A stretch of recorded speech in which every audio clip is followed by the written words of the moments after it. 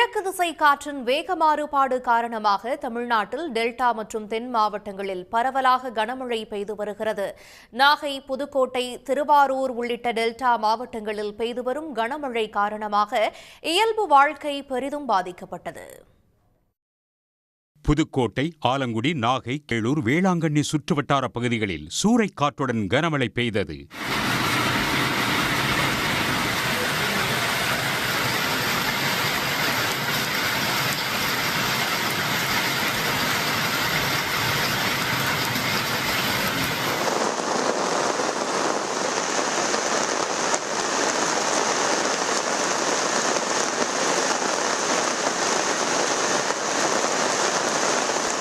மழையால் கீழ்வேளூர் சுற்றுவட்டார பகுதிகளில் தாளடி விவசாயம் பெரிதும் பாதிக்கப்பட்டுள்ளது.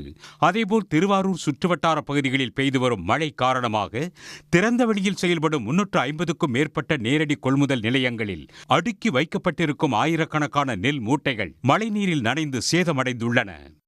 இப்படி பல்வேறு இடர்பாடுகளை எதிர்பாராமல் இந்த மழை கொடுத்துட்டு, இதனால் நாங்கள் அரசாங்கத்தை வைக்கிற கோரிக்கை இல்லைன்னா நேரடி நெல் கொள்முதல் தற்காலிகமான கொட்டகைகள் அமைக்கணும். நெல்லை பாதுகாக்கிறதுக்கு நீண்ட காலமாக வைக்கிறதுனாலும் இப்போ இது அவசியமாகுது.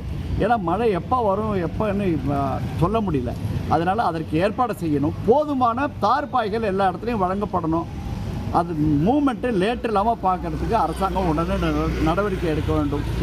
ராமநாதபுரம், சிவகங்கை, புதுக்கோட்டை, தஞ்சை, திருவாரூர், நாகை உள்ளிட்ட 11 மாவட்டங்கள் மற்றும் காரைக்காலில் கனமழைக்கான எச்சரிக்கை விடுக்கப்பட்டுள்ளது.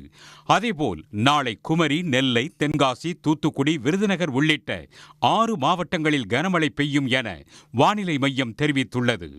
உடனுக்குடன் செய்திகளை தெரிந்து கொள்ள சன் நியூஸ் பெல் ஐகானை கிளிக் பண்ணுங்க.